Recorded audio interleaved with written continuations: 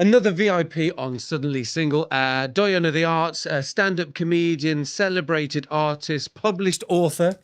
Best columnist, best friend. And she's here to tell us how to make a 25-year relationship work. We need some advice, don't we? Oh, I think you've forgotten that I'm going to be in the West End in Fawlty Towers, and also I think my paperback, Not That I'm Bitter. Just saying. Yeah, just yeah. putting She's that very in there. famous. Helen Lederer. Just wanna get out of here. So we're probably going to go all over the place today because we've got one of Britain's best-known comedians with us. She's been, for those of us over 50, in The Young Ones, in One Foot in the Grave, in French and Saunders, and probably best known for Absolutely Fabulous back then.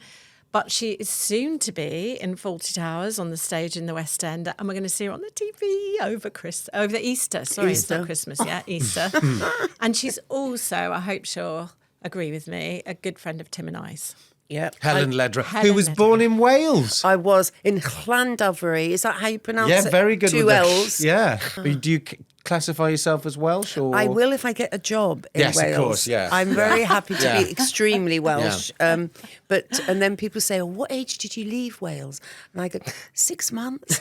So I was a baby. You're here today because this is called Suddenly Single. And a lot of our guests are like us, which is how we came up with this idea. Suddenly single, over 50. You know, how are you going to go about it? But what we've also done is brought in people who are successful at it. You've been married to your current husband, the lovely Chris Brown, fabulous who guy. we've sat next to many times. He's we fantastic. really like Chris. And a doctor. Yes, And a and a doctor. GP. What more do you It's need the in kind your of life? thing that my mother would say, a doctor already, you know, like, like result. 26 years with Chris, but before we 25. get there, 25. Oh, sorry.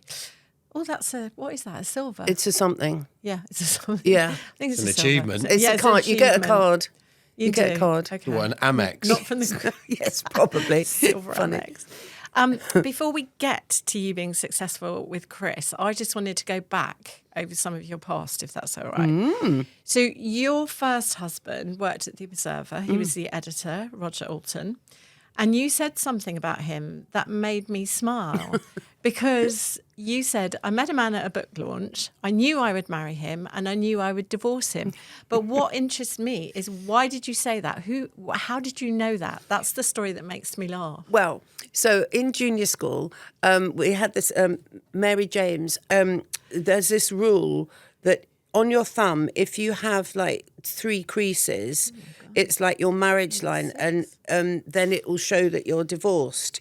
So, of course, I just knew I was going to get divorced from the age of 10 because of the line on my Because thumb. Mary found the line on your thumb. And that was it. So it didn't come as a Gospel. shock when it happened. So I thought, well, it's in the start, it's on my thumb. Yeah. But I did have, nevertheless, because I was in a play at the time, and my career was sort of at that point going in one direction, away from the stand-up. And so I thought, a bit exciting. But being an insecure person, a person had told me that Roger liked me. Right. So I needed to know that a person likes me because I find it hard to, certainly in those days, to initiate. And so he walked in and I thought, yeah, I'll marry you. And because of the thumb thing, and obviously I'll divorce you. But hey, give it a shot. And that's exactly what happened. Yes, but, it's but tragic. along the way, which I also thank my first husband for, you had the lovely Hannah. Yes. So you Yes. had your daughter, Yes. which is the best thing that happens to Yes. mum. But would you say back in the 90s, it was like the spirit of the Blitz? In what regard? So you get divorced. You can't talk about the fact you've got a child. You've got to get yourself to work. Nobody's helping you out. Your job's your job. And that was quite a difficult thing. How did you, how was it being a single mum in the 90s, in the Yes. late 90s? Well, interestingly, I went back to stand up when Hannah was very young, and somebody commissioned me to write a book, a humorous book on single parenting. To come back to your point, and so this illustrates your question because I was quite raw when I wrote it. So I'm trying to be funny, but but about real life. in Not here, it not a was good not so not a funny. good combo when you're bitter. And it was called Single Minding, but people in those days, in the 90s, as you rightly say, didn't really know where to put it in the bookshop. Is it under, family, health, mental health, or comedy? Yeah. And because actually I didn't know, it just, the world was not ready for a woman doing a job that mostly was in comedy, who was also a single parent. And it was almost as if one was supposed to be a bit full of shame.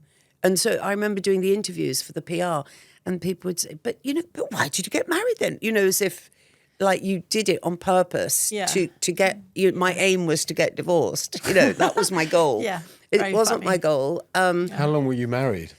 So all in from start to finish, it was probably about an 18-month situation. Wow. Me So too.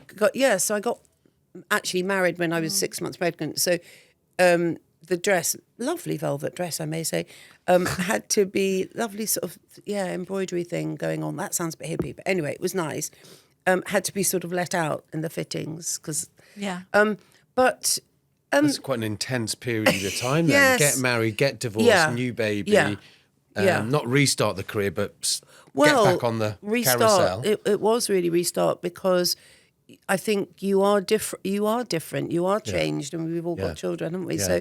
So to expect to be the same, it's probably better to know that it'd be a new phase. It's an interesting shock, isn't it? How children do change your relationship. Yes, It was like an overnighter for me with with your- Danny's dad. Yeah, the relationship we had before she was born, the minute she was born, it was different entirely, Yes, and didn't last very long after that.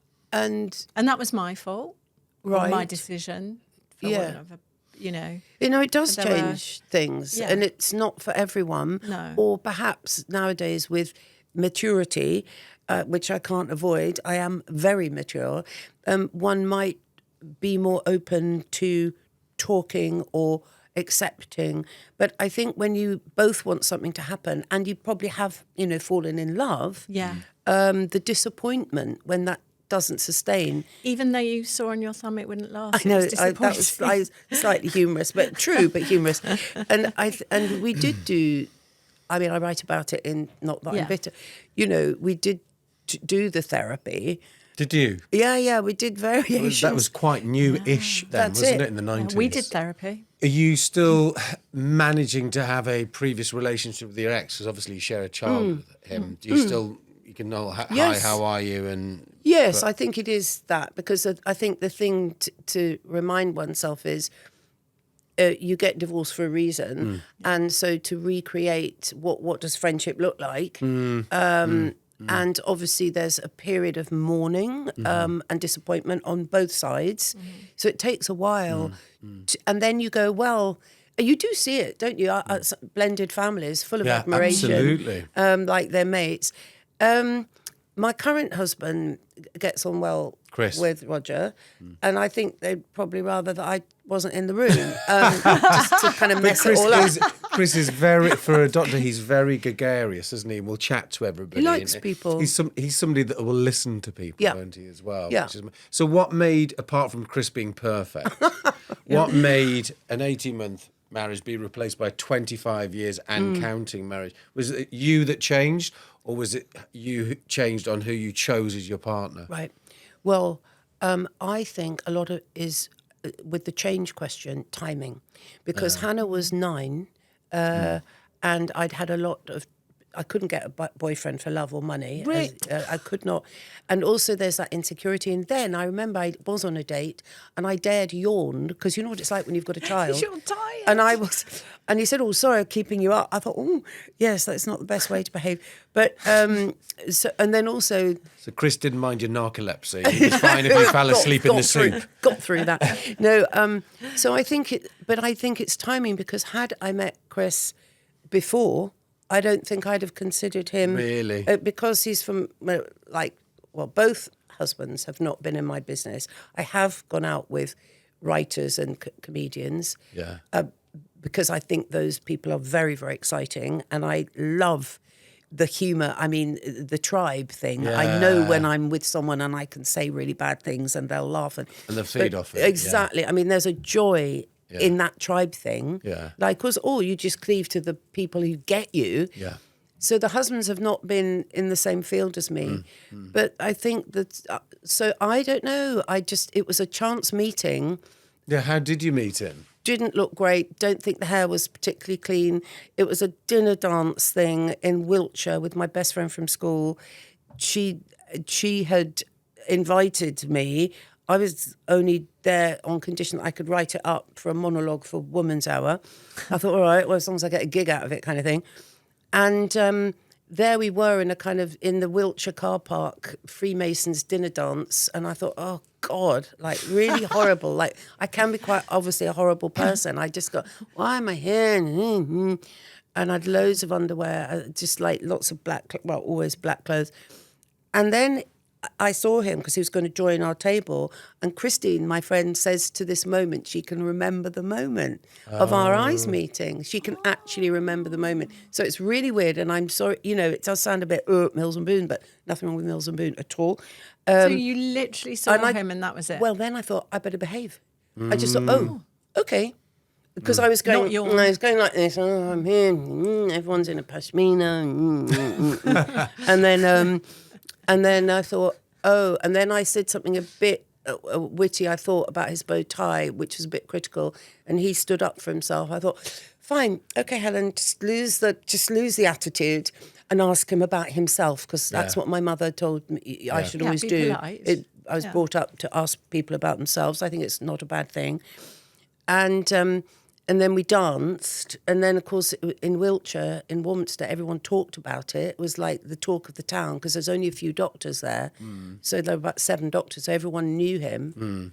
And then we did this strange dancing, because at the time I was going to Brixton and I was doing a lot of salsa, kind of like Caribbean music, dance moves. This is on the first night? Yeah. So we were on the dance floor doing some quite crazy hand movement, which he went along with, being agreeable. Yeah. And and then 6 months later, we got married. 6 months? Yeah. Oh my God! So both marriages have been very quick. Yeah. Had he been married before? Yes, he has children, and yes, divorced. We were both divorced when we met, so it wasn't it was messy. It wasn't messy. Two-way thing. He clearly looked at you and you looked at him and you both knew. Yeah, because he didn't particularly want to turn up. He's very quick to say he didn't particularly want to turn up either. We were both there, slightly under sufferance. Where did you go on a honeymoon? No, well, there's a sad thing happened, because my mother had met him, but she had died just before, about literally 3 weeks before the wedding. Oh my God, another intense period then. Meet the love of your life. Yeah. Mother passes away and get married in 6 months. So the wedding photographs are kind of a mix. I'm doing a lot of crying, being happy to cry. It's very emotional. Didn't wear the same dress. No, different dress, slightly smaller. And then we went to the Maldives only because I was writing a travel piece for the Maldives. Wow. So you were talking about therapy Fantastic. and counselling, and what was interesting on the honeymoon, I found a counsellor and did a bit of grief counselling, because I was on the honeymoon crying. And then, but life is like that. I mean, who do we know who has not been affected by death, divorce? Very few people have not been touched by some of these things. Yeah, absolutely. I know you're multifaceted, but you have been a stand-up comedian and do that. Has that ever been off-putting to men that you've dated in the past, that something that's happened could end up being part of your routine? Yeah, no, I understand that. I understand that question. But because by the time you kind of process it in the hope that you'll make people laugh, it's probably been rearranged and kind of edited, and unless you're with friends. So the public and the private are very different. But I would never, for instance, talk about in public about anything, Chris's family or something. And that would be off limits. I think because you're one of the rarer comedians that can be funny without being nasty. I'm glad. I hope you think that. But it's difficult because I know that I'm funnier, as we all are, when the gloves are off. Yeah. But I think that then because of my anxiety, I worry. I mean, I went to a book launch the other day I didn't speak to a certain person just because I was constant. I was networking my socks off basically, and I was thinking no, sorry, not. No. And then I woke up this day and I had to email her, and with like guilt saying, I'm so sorry. Last night I was in my lane. That's my new phrase. I was in my lane. My lane. I might have said that before, and and so I don't know where we're going with this, but I'm very conscious. I'm very conscious of not upsetting people. Yeah. But, have you had obviously to edit yourself more, when you do routines of the last 5-10 years of sensibilities? Well, even in the wonderful column, I'm lucky enough to write in Best. I can do something and then unwittingly that may affect someone else who's going through a very particular experience that I hadn't considered would have triggered a But if you connection. consider Consider everything. everything. You'd go mad. Well, to be funny, with the question, with like Tim saying, is, what do you want? Do you want to be funny and get into your funny bone and make people laugh because that is a joy when it goes right, or not? Do you make Chris Is it a laugh? coping mechanism for anxiety to make people laugh? I don't make Chris laugh very much. We don't do the humour thing. I think Chris probably makes you laugh and you probably make Chris laugh. But oddly, we don't do the humour thing that much. But what is great about it is that I'll ask his opinion about something and I really am interested in his opinion. And I think that is the thing for me that is a relationship where you just go, what do you think about that? And then you he's go, a really clever guy. well, Think well, about we're what your all clever. We're performance all or clever. your job choices or just world events or both. Would you ask him about your, should I Yes. do this job, not do that job? Do you think this is a I good will. performance? I will.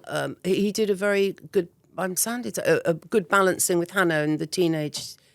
To not take sides when Hannah and I are arguing is quite a gift. Mother-daughter. Yeah, and so I'm pleased that she liked it because he never did take a side because you can't take that back. And Hannah and I don't filter.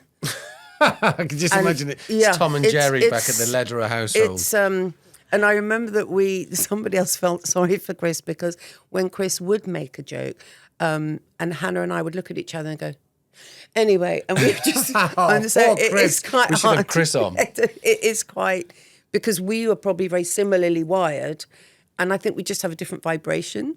And I think it's good to know you don't have to be with someone who is the same. Yeah, but he obviously gets you though. He must get you on I don't a think he level gets frightened of me. Right. And I think I might frighten, so I fear that I probably frighten some people because women who are a bit out there, who say what's in their heart too much, it's a lot for another partner to take. It's a lot. It's not easy.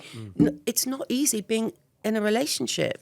When you get older, a friend who's not much younger, but she's about 40, said to me, you just need to get tougher about everything. You are too tolerant. You are too this. You are too this. And I said, yeah, but the thing is, to make any relationship work, you have to compromise. Yes. And you compromise over nothing. So you've hit on exactly that. You can have your checklist of what you want and what they've got to do and all of the correctness, but actually life isn't like that. You're not going to get one person who has everything that you've decided. I just don't. It doesn't exist. Doesn't exist. It doesn't. But then you have to go. Where are you at? Yeah. Where are you at now? Yeah. And that it's so much about what vibe you give off. Yeah. And to be open. So I went on a mind and body course just before I met Chris. Interestingly, a 2-day weekender thing in Hampstead. And because you can get so closed and so obsessed in your own little lane again, that it was a hilarious course where you had to do A's and B's, pair up with people and look in them in the eye and all that scary stuff you did at drama school. But anyway, maybe it wasn't a coincidence that I had done that just before I then met Chris, and you had to do tasks like going into London and making yourself talk to someone and do a challenge and then come back and report it. I don't know if you'd be allowed Sounds to do like that. the Moonies. How long was it on for? A bit like the Moonies. Go and shoplift in Harrods and come back with Wear something. orange. But it did. I had a crush on a drummer in a band who was in the course. He didn't like me. He didn't fancy me. Got over it. It took a while. But the point is, you've got to take a risk. You've got to be open. but equally you've got to be tolerant. And you're not, one person is not going to have everything. What do you think our problem is? As we have no therapist here today. Well, it's, Helen, therapist Helen. it's what is interest- wrong with me and him? Well, I don't think there's anything wrong with either of you, of course, because you're You don't have to individuals. talk as my friend. Yeah, but you're individuals with a huge amount to offer other people. So there is nothing wrong. There is nothing wrong. Well, but surely the answer is there's lots of things that are wrong with you or me or you. It's trying And to me. find, trying to find the person that deals with those wrong bits and you deal with their wrong bits Oh, yeah, as well that's as their good nice. bits. And you've Nobody's got to perfect. To want find the it. person that Yeah. deals with your wrong bits. I think That's you've nice. got to want it. And it isn't a checklist, as you were saying about the dating list, like, or, you look at a face or a body or another body part, let's not go there. But, and you'll just order them like online. You've got to want it. And when, okay, now I'm going to contradict myself. Go with this. I did do this in my routine. It's like when you stop looking, that's when you find them. So on Do the you one think that hand, really? yeah, well, needy is bad. Needy is a very, very bad look, and people sniff it, like in auditions, whatever. People sniff. If you look back at your most successful relationships, it's because you just happened to. You're in a good space. It's true. You met them in the workplace. Actually, that you is weren't true. looking, That and is you so stopped true. looking. So, I did this thing where I stopped looking, and then I ran him over immediately. He's walking now. That was a joke. It's not very funny. But the point is, you've got to open up and look up. Right? Don't look at the pavement. Look up and see what you see. Always look up. And then tell yourself that you're not looking, and don't talk about that you want a boyfriend. Just have a laugh. Honestly, the best way to connect is to just talk about the bowl or the phone and say, God, these glasses need, do you wear glasses? Just we're not in a Yeah. boring way, but find something in common and just be in the moment. Okay. Be in the moment. I think you, when you're not looking, also Yeah. coupled with that is when you're confident. You're confident Yes. with what's going on. You're busy Yes. with this, and then it happens. That's when what you're I'm actually saying. just rocking backwards and forwards, waiting for somebody, that's when it doesn't happen. Why Into a don't bar you and two? find Why don't 20 you two get people. off with each other? I mean, Well, I think we're- another year of a Yeah. podcast, you We'll might get go. back Do you to know on what? that, Helen. It still hasn't happened with They other just go, people. There's no one else in the world, Tim. Just wanna get out of here. Helen, what we do have is some questions from the Goldfish Bowl of Truth. If you'd like to take one. Okay. So we don't leave you hanging. Tim invented this game. and he Love loves it. And he I'm gets enjoying really myself. irritated when I tell people that. What do we do with this? It's Try the and fishbowl read of it. truth. So you try and read it because it's my handwriting, which is shocking. We can both translate. And we'll all if you answer each can't. other's. You're not on your and own. you're not Okay. left hanging. We all answer it. Okay. You go first. Okay. You're the guest. You're the celebrity guest. Thank you. How important is having common interests to a relationship? Question mark. Well, for wants- me, Yeah, it would be okay. alcohol. I mean, I'm not going to be with someone who never wants to have a glass. That makes Okay. me feel uncomfortable, and it's something I do for pleasure. Yeah. So yeah, that does matter to me. Yeah. Helen, I don't think it's that important, actually, given that I'm with someone who is completely not in my lane at all. But I think so. Not that important, actually. Yeah, I'm somewhere in between the two. I don't think anything's insurmountable if you fall in love with the right person. Yeah. But I think you've got to have common, Values. values and outlooks. You might have the same job or the same, but I think you need to be on some. Like, mean, I've got yeah. a parent of young children, so I'm not Yeah. going to have somebody that's wanting to go rock climbing every weekend. It's never going to work, is it? No, But- No, maybe once every few weeks. Yeah, exactly. What's your one? what gives you the ick? Well, we've kind of discussed it, and you said that this is a really bad look. Keenness gives me the ick. Keenness gives me the ick. Yes. You, as someone who calls Yeah. me too much, or Yeah. is You've got to just- play it cool. Yeah. This is my tip: how to get over someone who's chucked you and your heart's breaking. Oh. Imagine them in socks and slip-on shoes. This was what I used to do, and I remember seeing a person with jeans and slip-on shoes. This is not in current fashion now. With a line, you know, when you have a slip-on shoe and you have a little bit of a chain, a jewelry thing on the Yes. shoe. So just imagine them, that will give me the ick. I could go off. Oh, and the other thing to go off someone that gives the ick is a suitcase.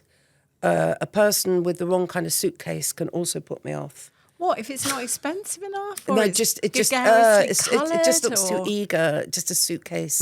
Turning up on the first date. Yeah, just very like eager. a suitcase. It's just suitcase and shoes, and that helps Slip me. on shoes Yeah, and a slip on, suitcase. and you can go He's off out of someone town. easily. Can you laugh someone into bed?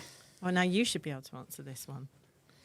I think in my day, in the days when I In the day when you did were allowed that to kind say of what you thing, liked. I think people liked me because I was funny. Think it helped because I'm not a normal person, so you've got to have something. I know I've talked about Laughter different is things. an aphrodisiac, I mean, I've for said sure. Chris and I have a different sense of humour. I'm just going back into the dating world. Yeah. And I just think, oh my God, laughter. It says, it raises your ephemerums. Yeah. It's as good. I think like sneezing is like an orgasm. It's just like an impulse. So laughing is better than sex. Yeah. I mean, yes. I was going to share something else, then, but silenced I've you now. decided not to. Carry on. I think it's time to say thank you very much for coming in. you Columnist for- in Best. She is. About to open in Fawlty Towers in July, June. Yeah, June. Thank you very much for coming in, Helen Lederer. You're great. You two are great. You don't need anything. Just get married. Okay. Okay, we'll work on that one. We won't.